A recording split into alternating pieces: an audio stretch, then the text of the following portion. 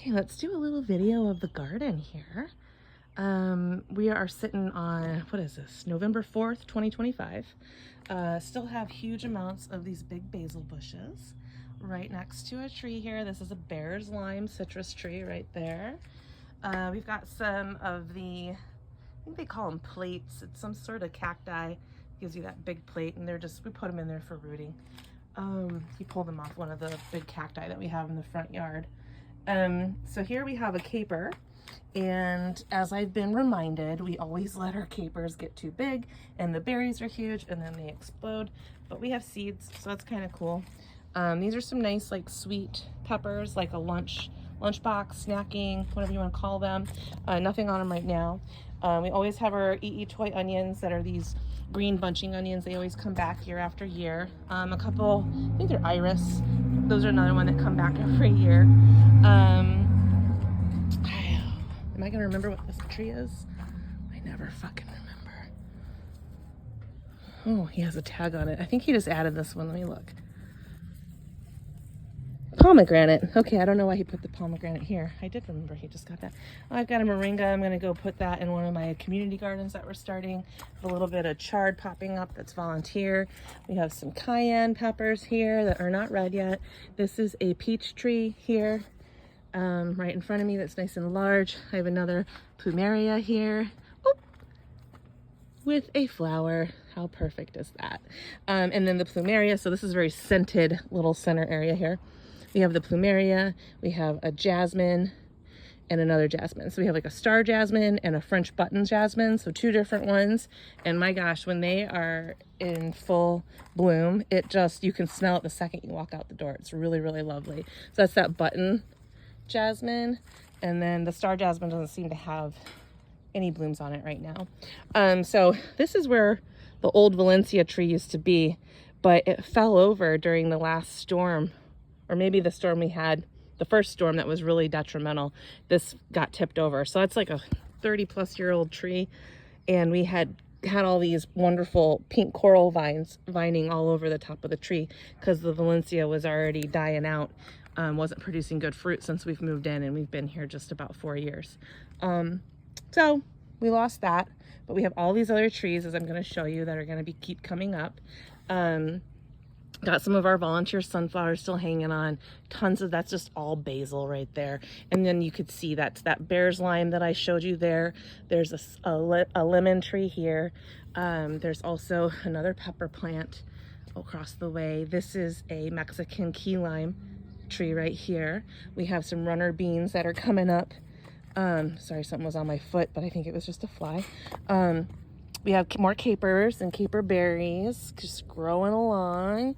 So this is another caper that's doing really well. And then those are those runner beans.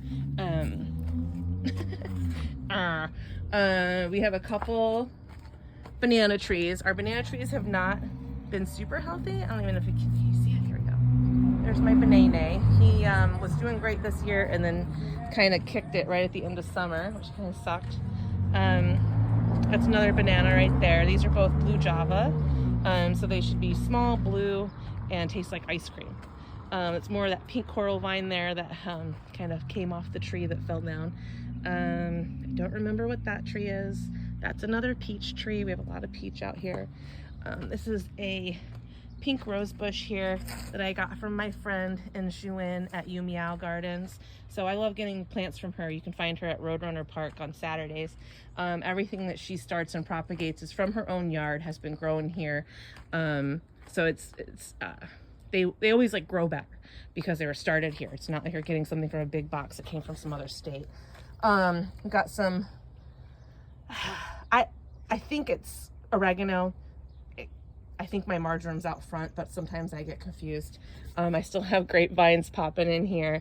This is our awesome little vine wall. We've got our pink trumpets that do really good. Those aren't edible, but they just like are so full and they make it look so nice. And so in this little area, we have grapevines, we have the pink trumpet, we have some blackberry, and we have some black raspberries that are growing in there, that vine for us. And there was a passion fruit. I'm feeling like I see passion fruit vines up there, but I haven't seen a passion fruit flower lately, but maybe it's getting that time of year. Oh, we have a lot of figs in our yard, so you'll see we have these really cool variegated ones, and they're like bright red on the inside when you open them. It's freaking amazing. I don't want to go too far here. This is like our pit where we can cook if we'd like, and we had bought this rotisserie years ago, but you can do a 125-pound animal on it. So we've done a couple pig roasts, which were really fun. That's another fig that's doing great. That might be the Black Mission. This way past the metal art is the fingerling lime, also called caviar. Woo, don't fall. Okay, and let's get around and down here. I wanted to show you that I am growing some yerba mace, not yerba mate, but you can take those leaves and eat them, and you will get some energy from them, which is kind of cool. So yerba mace grows really well in Arizona. I used to see it a lot in southeastern Arizona, so it was really cool to figure out that we could grow that here too. So then we have a little walkway here that Jimmy's working to put the vines and have them just keep arching over. It's really nice. And last year at the end of spring, we had a whole lot of grapes, blackberries, all kinds of amazing stuff there. These are all just kind of staged here because I'm working on a edible garden at one of my friend's house to try to do like a pilot program. So all this crap is going with me there. So I'll take the purple fence over there, and then these two small thin raised beds will also go to her house. But let's see here. I've got another peach right here. It's doing okay. Doesn't look super happy, but I'm sure it'll bounce back because I see a lot of green growth on there. Got my rosemary. This is my favorite kind of rosemary. I call it the skewer kind. I really don't know what the hell it is, but it comes out in these long, straight things that you can use as a skewer. So you could put your meat or your veggies on there and you'll have it taste like rosemary, and it gets to cook on that. It's kind of cool. So this is like our fig that's really flourishing right now. I have another rosemary bush. Got some, these are sunflowers from last year, so they've just kept on all summer long. And sometimes we just like choose a select few in the yard to keep going because they will shade other things in the yard to allow them to keep growing as well. This is the other side of that fingerling or caviar lime. Shoot, that looks like dandelion or something, some kind of green. I've got some more of those. This here looks like an artichoke, but this is a cardoon. Cardoons are in the artichoke family. Of a little bit better one over here I can show you. And you don't eat the fruit, you eat the stalk of the leaf. So you would pull that and then pull off all the leaf and just eat the stalk. So these are just getting started here in my yard. I know my friend Alex has some really nice large ones already, and we're bringing those to market with us. We've got a couple elm, and the elm are just going to be really good shade providers, especially since we lost that little, that's the top end of that Valencia that fell. So these elms will be cool, and the only reason the elms grew is because we took someone's elm leaves just to cover the yard during the winter, and elms popped up, so we kept these two. This is another fig tree that you're looking at here. Cardoon. This is our moringa tree. Lots of beautiful flowers. I really need to get my ass out here and harvest this. I've just been depending on other people's moringa lately. Okay, we got this is our replacement Valencia, and so we planted it in a similar area, and we've got some nice fruit on there this year, so that's exciting.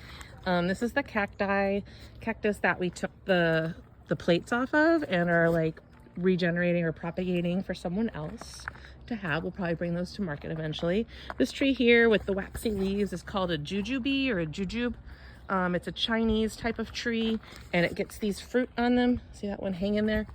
And when they first come on, they are yellow in color, and then as they dry and mature, they get brown like that. Kind of similar to an apple or a date, the way it dries. And I think, I'm not sure. I'm not going to say any more about that. I always effing forget what this tree is. I don't know. You tell me.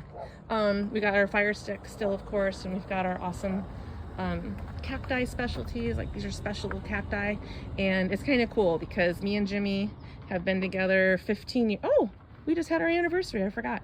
It's right around, we always say it's right around Halloween. So we hit 15 years this year of being together, which is wild. And I've had these cacti since year one of being with him. So I don't know if you know anything about an old man cactus like this, where they get all white. They start like those two little nubs down there, those two little balls. And then they just, it takes a really long time for them to get to that size. And then to create pups, like that's another thing. It takes time. These are a slow growing cacti. So it's very, very fun to see them get this big. And just, you know, to think about all the times we've been able to propagate and share that with others, or create new cactus planters or whatnot. So that's another fig right there. I told you we had a lot of fig. And then here we have goji berry. So there's a goji berry right there, and they get real cute pink flowers as well. I've got another tree next to it. It's another citrus. We have a lot of citrus. This is the Buddha hand lemon. Let's see if there's still a fruit on here. Yes, in here. Here's your Buddha hand getting started. So I think we're gonna get at least one full fruit off of this plant this year. And look at how small it is. I mean, that's like a 3-foot plant. That's tiny. I've got our pomegranate that we've had in the ground for the last few years, giving us some really nice pomegranates this year. I've been holding off on picking them because I always pick them early because it's so freaking tempting. And then they're always white. And that's why we call Arizona pomegranates white Sonoran pomegranates, because they are ready to eat and they take so long to mature. This is just the other side of that big basil bush where I started showing you. I was harvesting it regularly, and then we had the trailer dropped off, and I've really cut back on harvesting. So it just becomes like something for the birds and the bees, which is fine with us. We've done that quite a bit over the years. A lot of times we will take our Thai chilies, and I always say peppers that have heat do this, where they stick straight up. So you kind of know they're a Thai or a spicy chili. Now we effed up this summer and did not pull them off. We often will leave chilies on the plant and let them dry naturally out here. We let these go way too long though, so we'll have to pull those and I don't know what, probably just throw them back in the ground, you know, but it's kind of cool. You can see all the different little chilies. Those are all going to turn red at some point, so they are not ready to harvest yet, but they looking great. They looking real great. And then we've got, oh, I've got shishitos. I better get in there and pick that. Is that a shishito? Nope, those are Anaheims. Those are Anaheims. Those are going to get bigger. All right, so I've talked too much. I've gave you an overview of my house, of my garden right now. And then we have these two bad boys that we are working on for a mushroom grow. That's my excitement right now. Ciao.